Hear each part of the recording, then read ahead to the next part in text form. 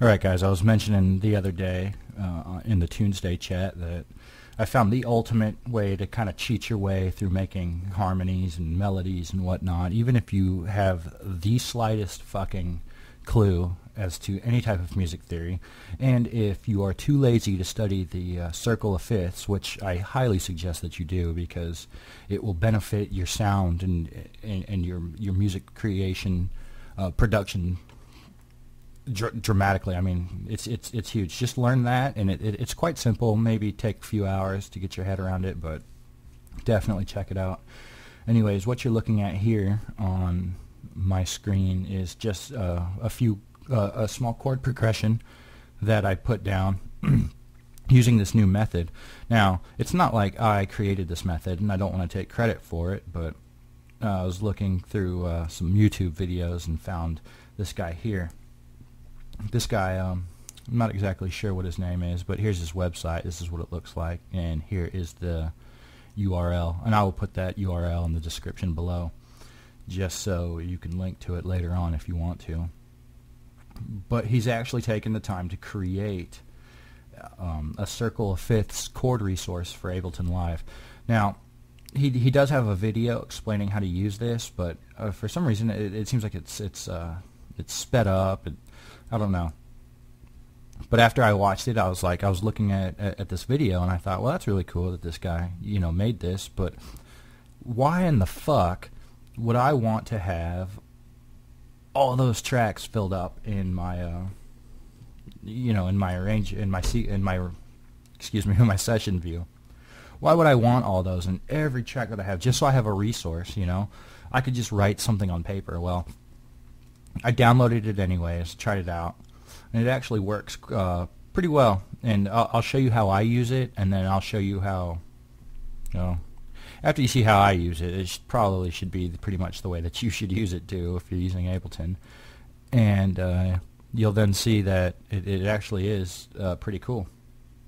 So let's go back to this project here, and I will solo out this chord progression, and it's just kind of a cheesy little thing just that I was playing with, but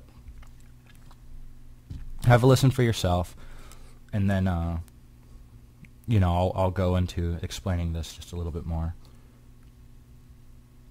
So here's what it sounds like.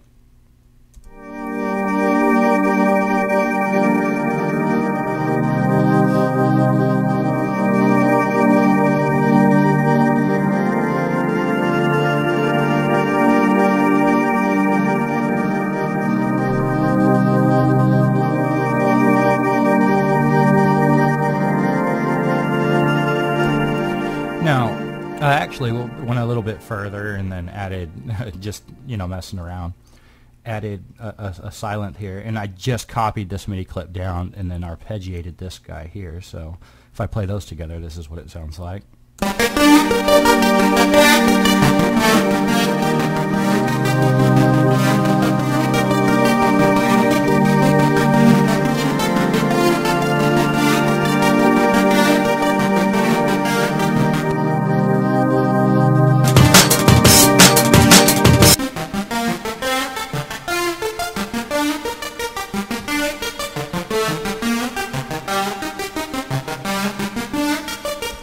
So that's what it is essentially. I mean, cheesy little thing. But let me go ahead and open something new, and then I'll show you how I will go about using this thing.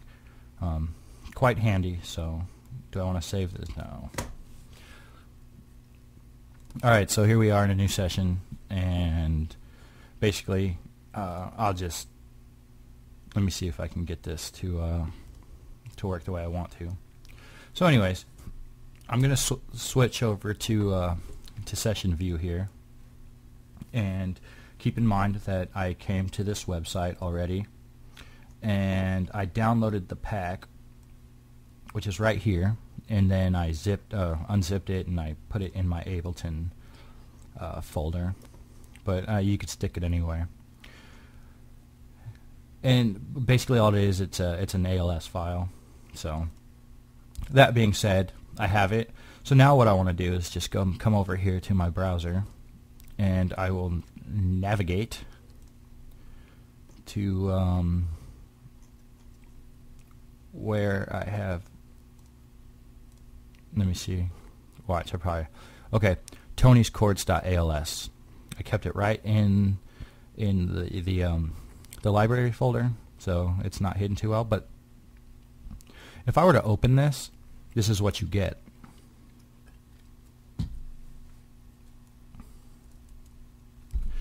So this is what it looks like when it's open. Now keep in mind that this only works on Ableton Live versions 7.1 and above. So if you're running Live 8, you're good to go. But this is what it looks like, and I thought, man, what the fuck is this? Man, this is a clusterfuck of shit, and I don't want it all in here all the time. But I think I already covered that. Let me open this new guy here. Switch back over. Okay, so now that I have a fresh new project open, I can go ahead and this little drop down arrow here next to the ALS file, I could drop that down, and what I have here is, it says right here, I mean, these are all these are C chords starting with C, you know, C minor. These are all different versions of C chords, and then we get to D minor, E minor, so on and so forth.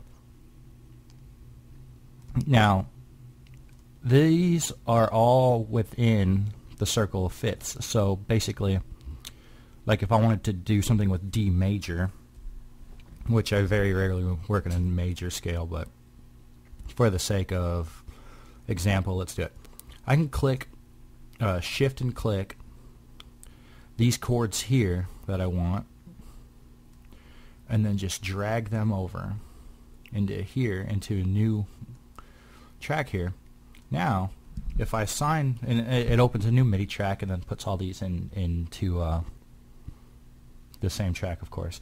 Now I'll just come over to my VSTs and I will add some kind of instrument.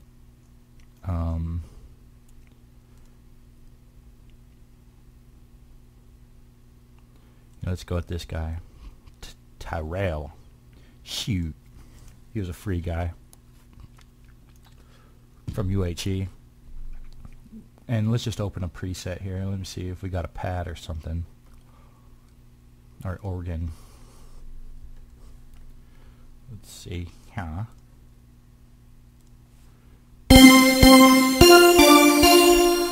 All right.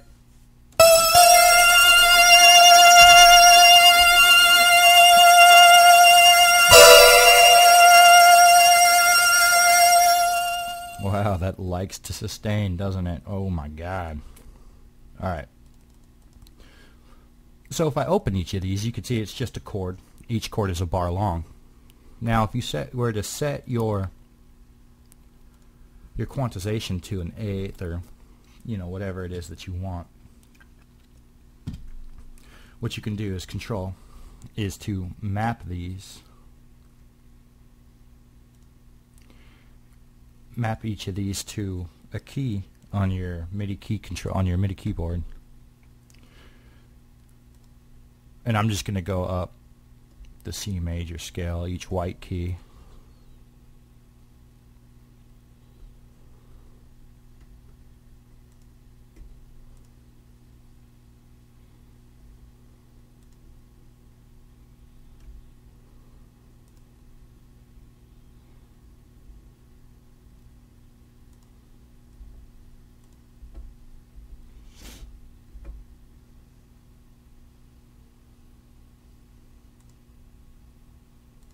Yeah, I don't know what the fuck I just did right there.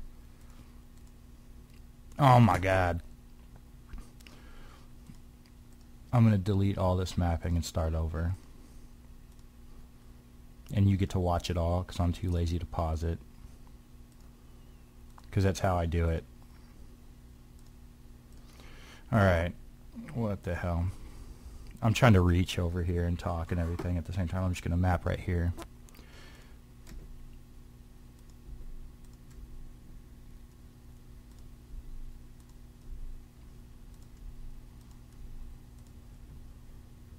Okay.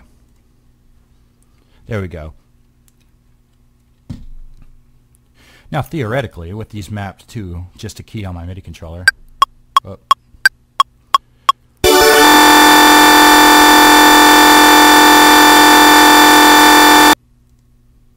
Alright, this film has been edited. I had some conflicts with my MIDI controller when I mapped that over, and you probably heard that. It froze up on me, but I got it back to where we were. This time I think I'm going to try it without using Terrell, because that is pretty CPU heavy. So you know what, let's just use something native to to Ableton, and you know, let's just use this guy and see.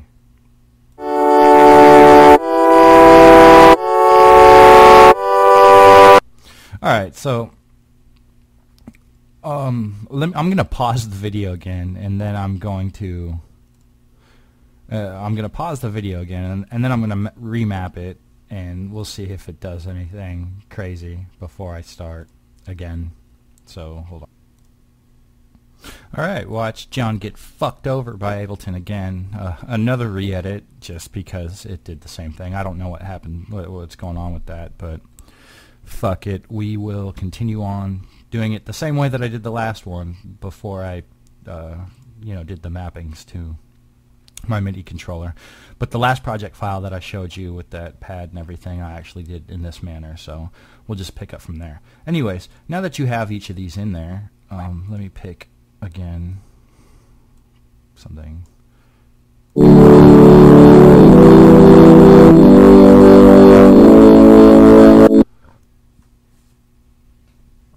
Alright, again, these are all circle of fifth chords that work with D major within the circle of fifths. So this time I'm not going to map anything. What I'm going to do is just show you how I did the last one. So again, we're going to set our MIDI quantization to something that's relevant. That way it'll trigger before one bar. I'll just use eighths, for example, and then I will arm record on this. Let me make sure. Yeah, I will arm record on this and then get it ready to go. And then a lot of times what I'll typically do is just kind of try and get an idea as to what I'm looking for. Shit. Okay, let's not record yet.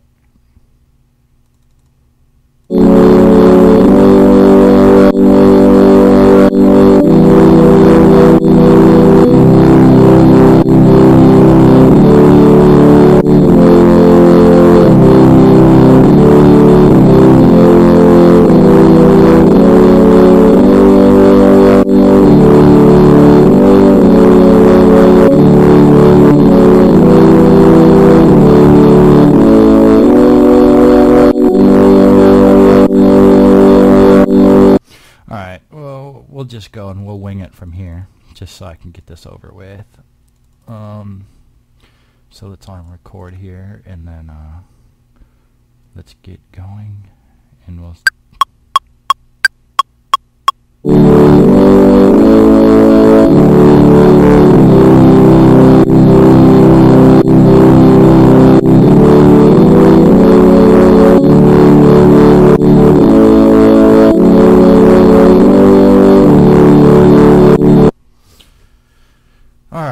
So as you can not see, this did not record over here. So let's do it again.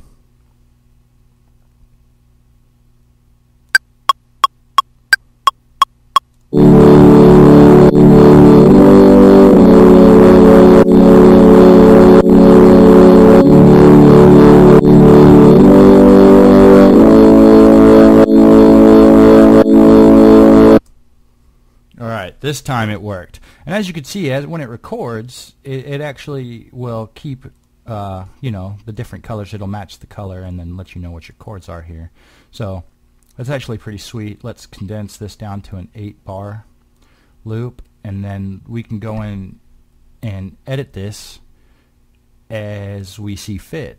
So let me turn the loop on here. Let me turn this down a little bit because I don't know what it sounds like right away.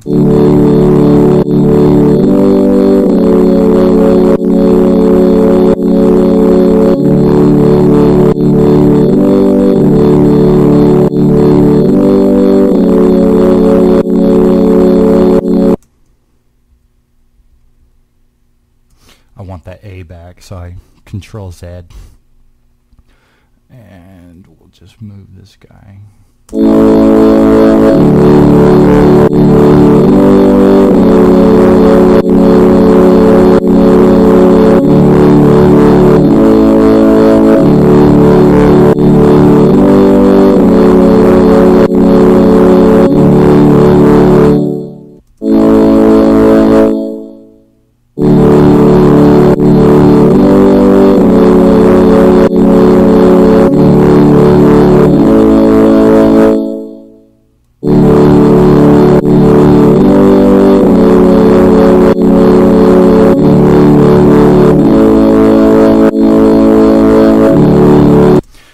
So that sounds alright. It doesn't resolve exactly how I'd like it to, but if I wanted to, I can go ahead and Control J to consolidate those into one 8-bar loop, or I could leave them as is. It's just when I get down to sequencing this track out, it would eventually be somewhat difficult to manage all these if they weren't consolidated. So I like to consolidate. If you want to, what you can do is just remember what these chords are here. The chord names like D, G, G flat minor, D, and A. And then after you consolidate them, you can add them as an info note or rename this to whatever the progression is. And then that way, you always have something there to remind you of what exactly these chords are. So that's pretty much how I would use this the Tony's chords in the circle of fifths. And as you can see, you have a lot of the variations. You have D. Even when you get down to let's see here, C, and then you have here begins the scales. You have the C major scale, C harmonic minor scale, and let me go into this real quick. A really cool way to actually, if you want to know what the scale is, and you don't have every single one of these memorized. One cool thing with Live, and this is what I would do, is just drag this scale over into its own channel. Now let's say this isn't going to work harmonically, so I'm just going to mute that. But so if I open this clip, I have the scale here. Now, what you do is make this a 9-bar loop, because the clip, the scale itself is already making 1 bar. So if you made this a 9-bar loop, okay, hopefully I can get this to make sense.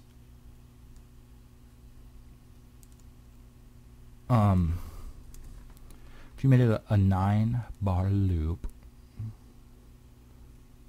all right. So we have this 9-bar loop here. If you take this and have it actually start on the second bar, when you go back here,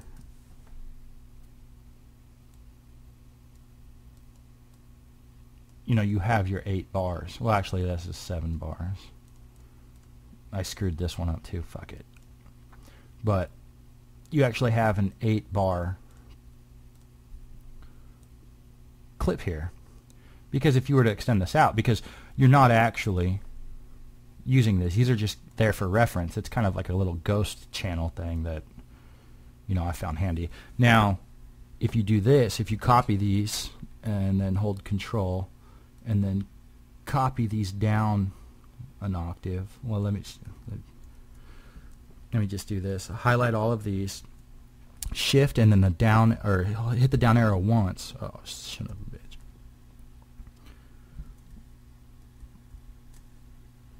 Copy these down, holding Control, 1 semitone, and then Shift down to drop it an octave, and then just hit the up arrow once to bring it back up that one. And then you do the same thing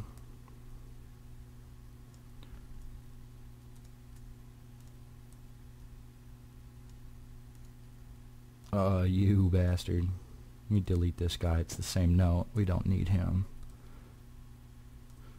And then go up one, copy that up one semitone or halftone. Shift and then the up arrow to take it up an octave, and then just bring it back down that one halftone there. And then we can get rid of this guy. Now, if you fold this, basically anything is fair game here as far as being within the scale, because it's folded and only the keys that have this on these MIDI notes on there are represented here. So if kind of all of the rules of playing piano are kind of thrown out the window here, because going up one halftone on this folded version of the piano roll is actually going up one halftone is actually going up one full tone as far as the folded I don't know how to explain this. You see what I'm talking about, hopefully, so I'm not going to make an ass out of myself trying to explain this. I think you see what's going on here. Because the piano roll's folded, then all of the keys that are not represented by a bit of MIDI information here are not shown. So going up one halftone here is the same as going up one full tone. Hopefully that doesn't confuse anybody, but you could pretty much do any pattern you wanted to, and it's going to be in the right scale. You can just